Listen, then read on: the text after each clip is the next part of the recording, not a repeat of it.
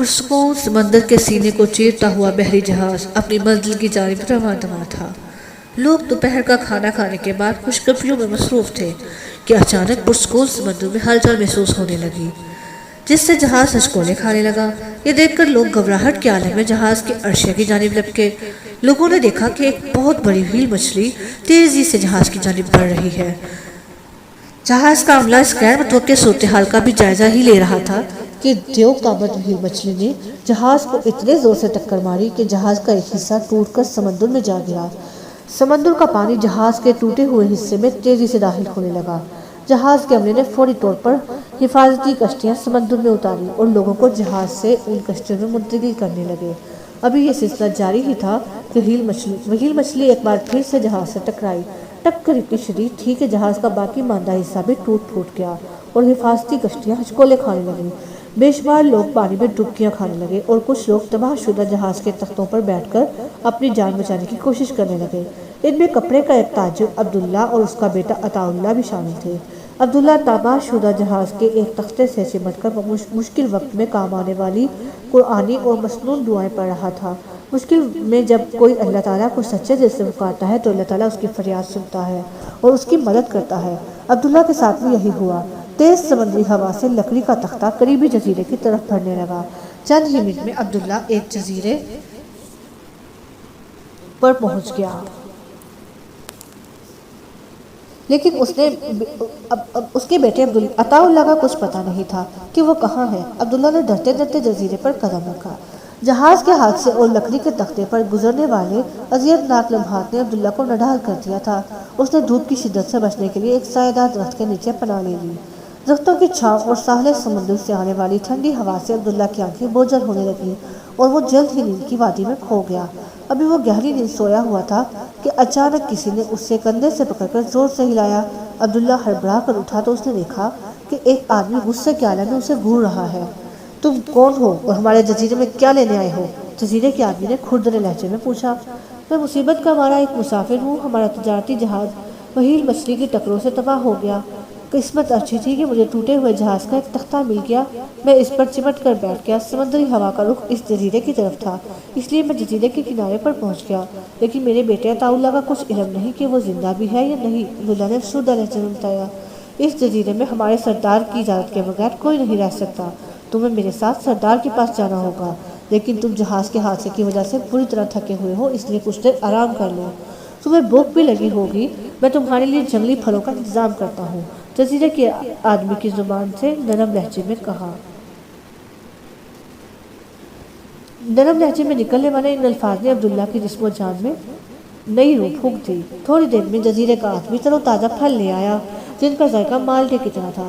عبداللہ نے اللہ کا نام لے کر ان سے اپنی بھوک مٹائی۔ پھل کھانے سے نڈھال جسم میں توانائی آئی تو عبداللہ نے درخت کے تنے کا سہارا لے کر اٹھنا چاہا، لیکن کمزوری کی وجہ سے اس کے لیے کھڑے ہونا ممکن نہیں تھا۔ جزیرے کے آدمی نے یہ دیکھ کر ایک جنگلی پودے کے کچھ پتے دو پتھروں کے درمیان رکھے اور انہیں پیس کر عبداللہ کے منہ میں ڈال دیا۔ جنگلی پودوں کے پتوں میں نہ جانے کیا تاثیر تھی کہ عبداللہ میں جلد اتنی ہمت آ گئی کہ وہ درخت کے سہارے کے بغیر اٹھ کر کھڑا ہو گیا۔ یہ دیکھ کر جزیرے کے آدمی نے عبداللہ کو اپنے پیچھے آنے کا حکم دیا۔ عبداللہ آہستہ آہستہ چلنے لگا۔ جزیرے کے آدمی نے پیچھے مڑ کر دیکھا تو دونوں کے درمیان خاصا فاصلہ تھا۔ اس آدمی کو احساس ہوا کہ اسے آہستہ چلنا چاہیے تاکہ عبداللہ اس کا ساتھ دے سکے۔ آہستہ آہستہ چلتے ہوئے وہ تھوڑی دیر میں ایک چبوترے کے پاس پہنچ گئے جس پر محسوس لباس اور وضع قطع والا ایک آدمی بیٹھا ہوا تھا۔ جزیرے کے آدمی نے اسے جھک کر سلام کیا اور عبداللہ کے متعلق بتایا۔ عبداللہ نے دیکھا کہ چبوترے کے ارد گرد جزیرے کے لوگ چپ چاپ بیٹھے ہیں اور اپنے سردار کی باتیں غور سے سن رہے ہیں۔ عبداللہ نے سردار نے عبداللہ کو تیکھی نظروں سے دیکھ کر کہا، ہمارے جزیرے کا ایک دستور ہے کہ یہاں کسی اجنبی کو ٹھہرنے کی اجازت نہیں۔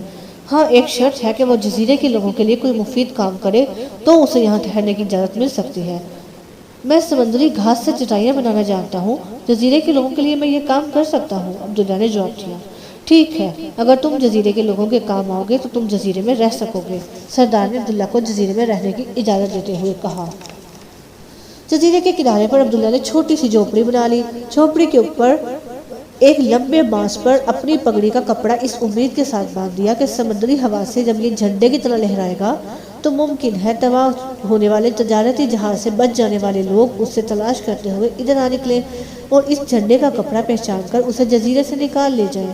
عبداللہ سارا دن سمندر کے کنارے اگی ہوئی لمبی لمبی گھاس خشک کر کے اسے اتنی صفائی سے دھاگوں سے جوڑتا کہ خوبصورت چٹائی بنتی چلی جاتی۔ جزیرے کے لوگ اگرچہ ایک سردار کے متحد تھے، لیکن ہر کسی کی پوجا پاٹ کا طریقہ الگ الگ تھا۔ کوئی صبح سویرے سورج کو سجدہ کر رہا ہوتا، کوئی پتھر کی مورتی کی پوجا میں مصروف ہوتا، کوئی آگ کو دیوتا سمجھ کر اس کے سامنے سر ٹیک رہا ہوتا۔ ایسے میں عبداللہ سب سے جدا طریقے سے دن میں 5 مرتبہ مغرب کی جانب رخ کر کے کانوں میں انگلیاں دے کر بلند آواز میں کچھ بول ادا کرتا۔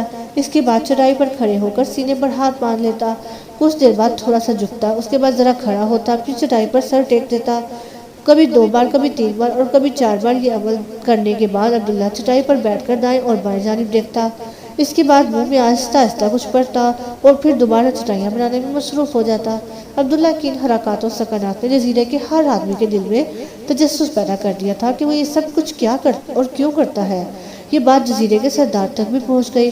ایک دن اس نے جزیرے کے تمام لوگوں کو اپنے چبوترے کے پاس جمع کیا اور عبداللہ کو حکم دیا کہ وہ بتائے کہ دن میں 5 باری کیا عجیب و غریب حرکات و سکنات کرتا ہے۔ عبداللہ کے لیے یہ بہت اچھا موقع تھا۔ اس کی دلی خواہش تھی کہ کبھی تو ایسا موقع آئے کہ وہ جزیرے کے لوگوں تک اسلام کا پیغام پہنچا سکے۔ عبداللہ نے جزیرے کے سردار اور لوگوں سے مخاطب ہو کر پوچھا، آپ میں سے جو لوگ آگ کو مقدس سمجھ کر پوچھتے ہیں، کیا وہ آگ پانی سے بجھائی نہیں جا سکتی؟ کیوں نہیں؟ پانی سے آگ بجھ جاتی ہے۔ مجمع میں سے 2-3 آوازیں ایک ساتھ بلند ہوئیں۔ جب آگ میں اتنی طاقت نہیں کہ وہ خود کو بجھنے سے بچا سکے تو بھلا وہ آگ آپ لوگوں کے لیے کیا کرے گی؟ عبداللہ نے سوالیہ انداز میں پوچھا۔ اس سوال کا جواب آگ کی پجاریوں کے پاس نہیں تھا، اس لیے خاموش ہو کر بیٹھ گئے۔ اس کے بعد عبداللہ نے پتھر کی مورتیاں پوجنے والوں سے پوچھا، پتھر کی مورتیاں خود اپنے ہاتھ سے بنانا، پھر ان کے سامنے سر ٹیکنا آپ کو کیسا لگتا ہے؟ یہ مورتیاں ہمارے دل کی مرادیں پوری کرتی ہیں، ایک پجاری نے جواب دیا۔ اپنے ہاتھ سے بنائی ہوئی پتھر کی مورتیاں جو نہ دیکھ سکتی ہیں نہ سن سکتی ہیں، جنہیں اٹھا کر کہیں پھینک دیا جائے تو وہ بے حس و حرکت پڑی رہتی ہیں، کیا یہ مورتیاں آپ کے دل کی مراد پوری کر سکتی ہیں؟ عبداللہ کے اس سوال کا جواب بھی کسی سے نہ بن پڑا، تو اس نے درختوں کو پوجا کرنے والوں سے مخاطب ہو کر پوچھا، درخت جسے تم دیوتا سمجھ کر پوچھتے ہو، ایک زوردار آندھی اور طوفان کے ذریعے زمین پر گر سکتا ہے، جو خود اپنی حفاظت نہ کر سکے وہ آپ لوگوں کی کیا حفاظت کرے گا؟ چاروں جانب خاموشی اور سناٹا چھا گیا۔ کسی نے کبھی ان لوگوں سے ان کے دیوتا اور دیویوں کے متعلق اس طرح کے سوالات نہیں پوچھے تھے، اس لیے کسی سے کسی کا کوئی جواب بن نہیں پا رہا تھا۔ آخر جزیرے کے سردار نے خاموشی توڑتے ہوئے عبداللہ سے پوچھا، اب بتاؤ تم کس چیز کی پوجا کرتے ہو؟ یہ سن کر عبداللہ نے اپنی بات کا آغاز اس طرح کیا، میں اس عظیم ہستی کی پوجا کرتا ہوں جس نے زمین، آسمان، چاند، ستارے، آگ، پانی، ہوا، پہاڑ، درخت اور یہ سب کچھ بنایا ہے۔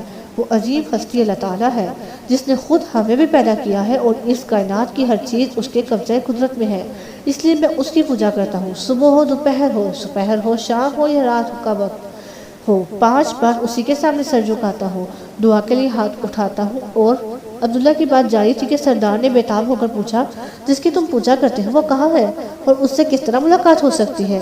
اللہ تعالیٰ نظر آنے والی ہستی نہیں ہے، اگرچہ وہ ہر جگہ، یہاں تک کہ ہماری شہرک سے بھی زیادہ قریب ہے۔ عبداللہ نے بتایا، جب ہم اللہ تعالیٰ کو دیکھ نہیں سکتے، ملاقات نہیں کر سکتے، تو سارے کام جو تم کرتے ہو تمہیں کس نے بتائے اور سمجھائے ہیں؟ سردار نے الجھے ہوئے انداز میں پوچھا۔ اس دنیا اور پوری کائنات کا خالق و مالک جسے ہم اللہ تعالیٰ کہتے ہیں، اسے نہ ہم دیکھ سکتے ہیں نہ اس کی آواز سن سکتے ہیں۔ اس نے جب انسانوں کو پیدا کیا تو ان کی ہدایت اور رہنمائی کے لیے انہی میں سے اعلیٰ اخلاق و کردار والے منتخب افراد کو اپنا نمائندہ بنایا، انہیں ہم نبی اور رسول کہتے ہیں۔ اللہ تعالیٰ نے اپنے تمام احکامات اور تعلیمات انہی کے ذریعے سے لوگوں تک پہنچائے ہیں۔ عبداللہ نے تفصیل سے بتایا، جب ہم تمہارے اللہ کو نہ دیکھ سکتے ہیں اور نہ اس کی آواز سن سکتے ہیں تو اس کے نمائندوں ہی سے کی باتیں ہمیں بتائیں۔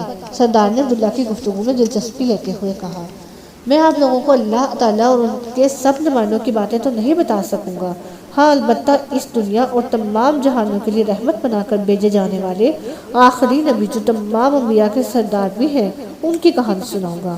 عبداللہ نے سردار کی دلچسپی کو دیکھتے ہوئے کہا، ہمیں آخری نبی صلی اللہ علیہ وسلم کی کہانی ضرور سنائیں۔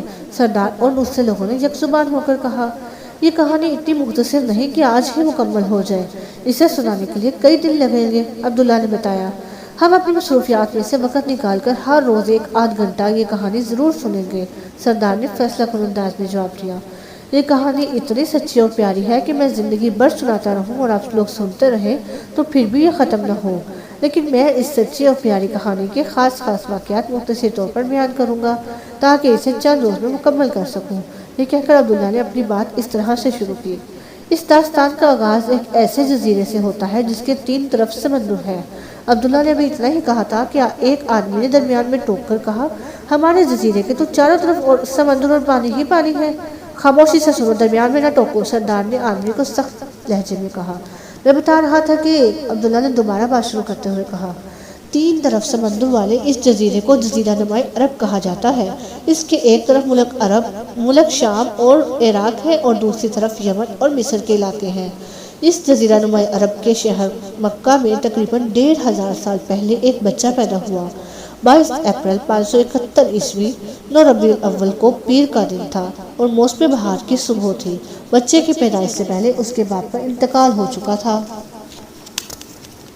البتہ اس کے دادا زندہ تھے۔ وہ بچے کو اللہ کی گھر خانہ کعبہ میں لے گئے۔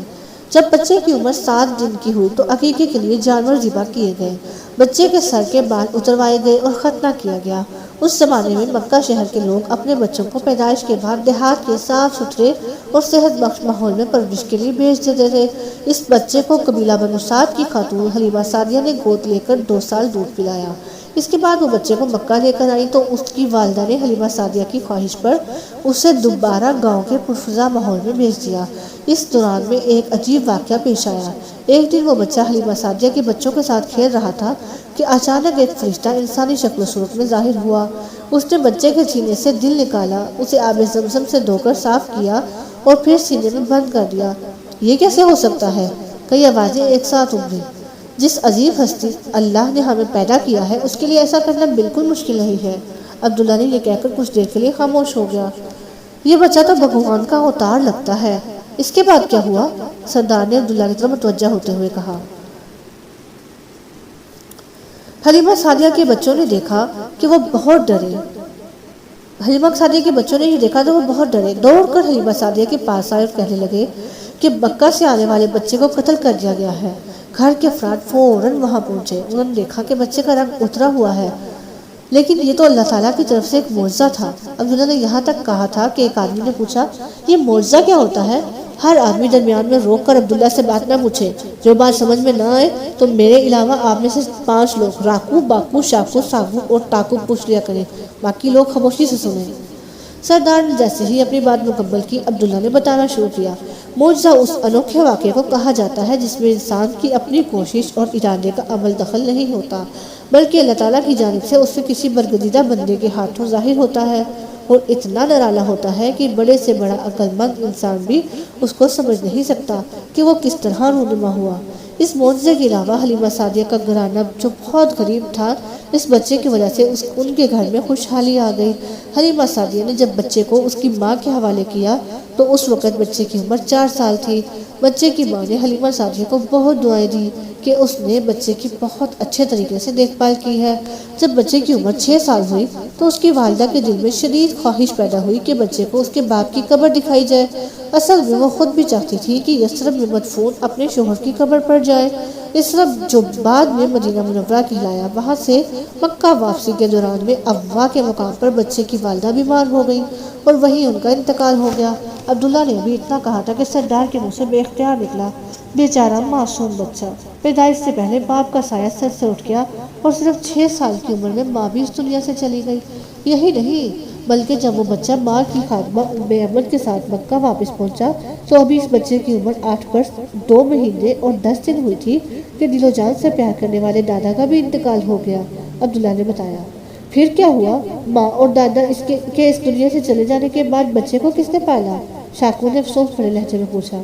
ماں اور دادا کے بعد چچا ابو طالب نے بچے کو بہت اچھے طریقے سے پالنا شروع کیا۔ مکہ کے لوگ اپنے بچوں کو سخت جان بنانے اور آئندہ کی سختیوں اور مشکلات برداشت کرنے کی تربیت دینے کے لیے انہیں مکہ کی گرد و نواح میں بکریاں چرانے کے لیے بھیج دیا کرتے تھے۔ گھاس پھوس چرنے والے تمام جانوروں میں سب سے چالاک اور پھرتیلا جانور بکری ہے۔ ہمارے ہاں بکری کے متعلق مشہور ہے کہ اگر کوئی غم، فکر اور پریشانی نہ ہو تو بکری پال لو۔ اس کا مطلب یہ ہے کہ بکری ایک پل میں یہاں اور دوسرے پل میں کہیں دوسری جگہ ہوتی ہے، اس لیے بکریاں پالنا بہت مشکل اور مشقت والا کام ہے۔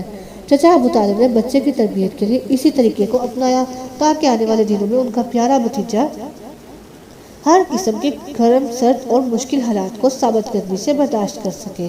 کیا اس بچے کے ساتھ بچپن میں کوئی انوکھا واقعہ بھی پیش آیا؟ راکو نے پوچھا۔ ابو طالب تجارت کے لیے شام جایا کرتے تھے، اس مرتبہ جانے لگے تو بچے کی جدائی کا غم ستانے لگا۔ انہوں نے بچے کو ساتھ لے جانے کا فیصلہ کیا۔ چنانچہ اس بچے نے تجارتی قافلے کے ساتھ ملک شام کی طرف پہلا سفر کیا۔ شہر بصرہ میں عیسائیوں کے پادری بحیرہ نے قافلے میں اس بچے کو دیکھا تو اسے بازو سے پکڑ لیا اور بولا، یہ دنیا کے سردار ہیں، اللہ انہیں تمام جہانوں کے لیے رحمت بنائے گا۔ لوگوں نے بڑی حیرانی سے پوچھا، تمہیں کیسے پتا چلا؟ اس نے جواب دیا کہ جب تم لوگوں کا قافلہ گھاٹی کے اس طرف آیا تو ہر ایک پتھر اور درخت سجدے کے لیے جھک گیا، اور یہ دونوں چیزیں نبی کے علاوہ کسی اور انسان کو سجدہ نہیں کرتی۔ پھر اس نے قافلے کی دعوت کی اور ابو طالب سے کہا، اس بچے کو یہیں سے واپس بھیج دو کیونکہ یہودیوں اور رومیوں سے اس کی جان کو خطرہ ہے۔ ابو طالب نے جب یہ سنا تو بچے کو مکہ واپس بھجوا دیا۔ یہ تو واقعی بڑا انوکھا واقعہ ہے۔ بچے کے بچپن کا کوئی اور واقعہ بھی ہے؟ تاکو نے پوچھا۔ میرا خیال ہے کہ آج اتنا ہی کافی ہے، اس کے بعد کیا ہوا یہ کل سناؤں گا، عبداللہ نے کہا۔